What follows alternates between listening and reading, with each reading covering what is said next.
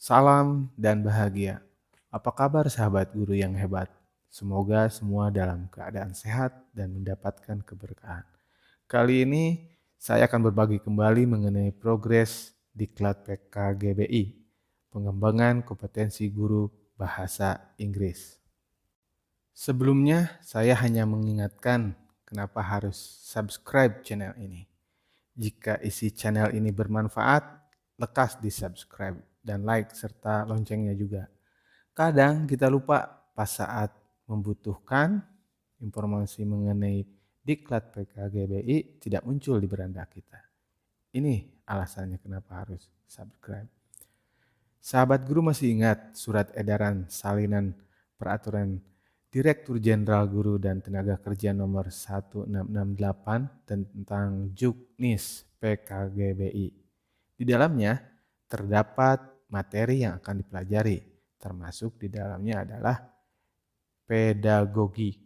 Saya yakin jika 4 skill yang lain seperti listening, kemudian speaking, writing, dan lain-lain, sahabat semua adalah masternya, suhunya. Mari kita belajar bersama-sama mengenai pedagogi yang mungkin akan dipelajari di PKGBI. Tapi saya disclaimer, video ini hanya opini dan perkiraan saja materinya. Dan saya yakin tidak rugi mempelajarinya jikalau bukan materi channel ini yang akan nanti dipelajarinya. Kemudian ingatkan saya juga jika ada yang salah.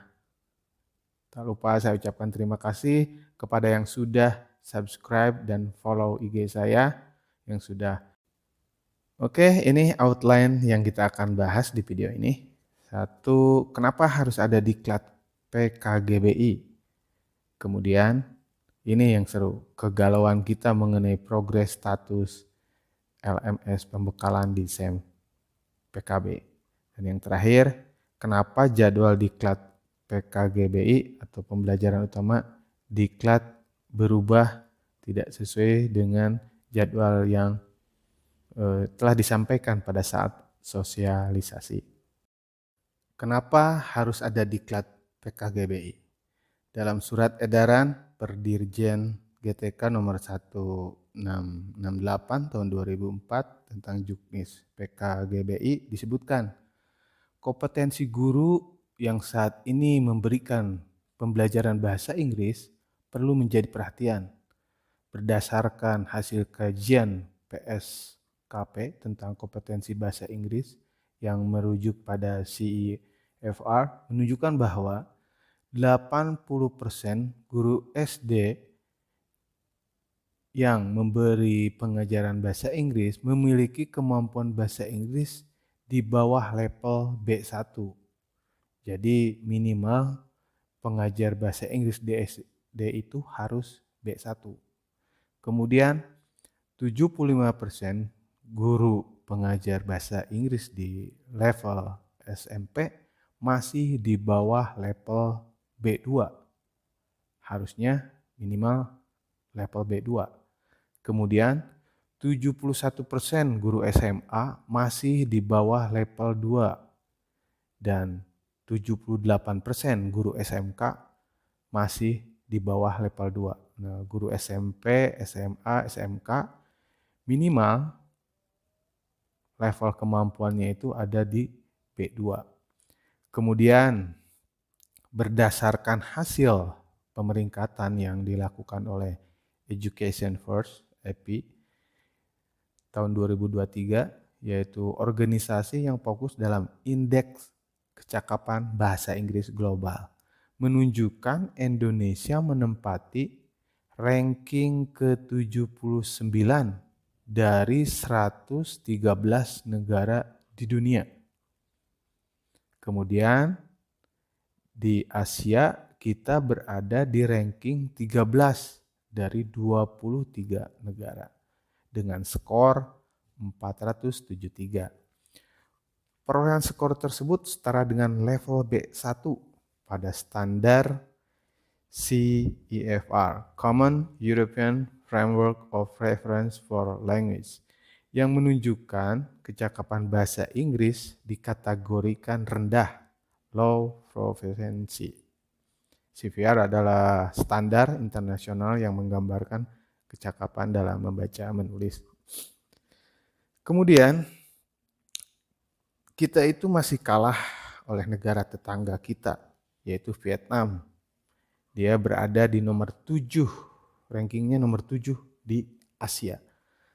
Tentu kondisi tersebutlah yang menyebabkan perlu dilakukan pengembangan kompetensi guru bahasa Inggris. Ya, kita harus berubah. Kita jangan kalah sampai sama negara tetangga kita yang mungkin masih baru sebenarnya ya.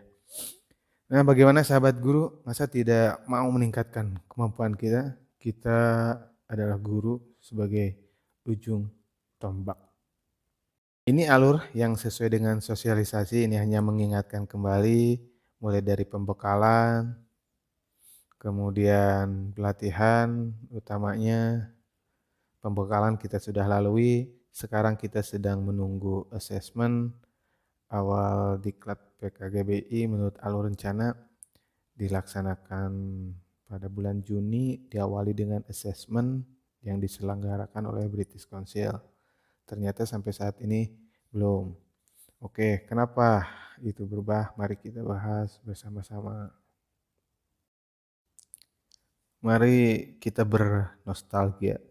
Ini nih status yang bikin semua galau, semua berkomentar di grup WA atau perkumpulan guru-guru bahasa Inggris. Ini perubahan status progres.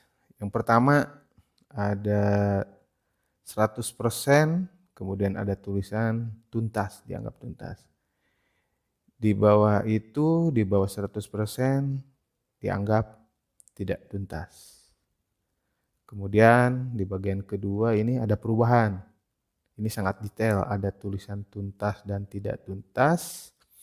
Kemudian ada ketuntasan aktivitas dan ketuntasan kursus. Keterangannya pun berbeda-beda. Kemungkinan ini tidak melihat progres penyelesaian aktivitas, lebih ke penyelesaian kursus. Kemudian yang ketiga ini ada perubahan kembali. Nah, ini sangat menyejukkan semua. Sekarang tidak ada kata tuntas dan tidak tuntas, tapi hanya presentasi penyelesaian saja. Nah, berdasarkan data tersebut, berarti semua guru yang sudah mengikuti pembekalan, sudah daftar, mengikuti pembekalan semua, saya yakin akan mengikuti diklat PKGBI ini. Semangat teman-teman. Nah, ini data saya dapat dari website Guru Dikdas Kemendikbud. Ternyata mungkin ini yang menyebabkan kenapa diklat PKGBI ini tidak sesuai dengan rencana.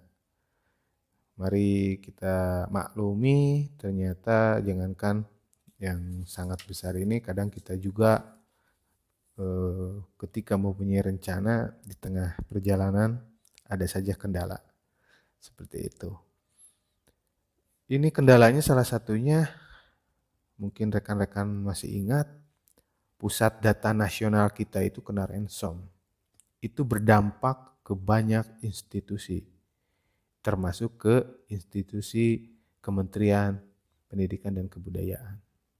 Oke, saya pikir ini clear, kita sabar saja menunggu. Insya Allah kita sama-sama akan belajar bersama. Kemudian, apa yang kita harus lakukan? Satu, mari kita niatkan sama-sama, kita saling kuatkan, saling ingatkan pentingnya diklat ini dalam rangka perbaikan skill dan kompetensi kita.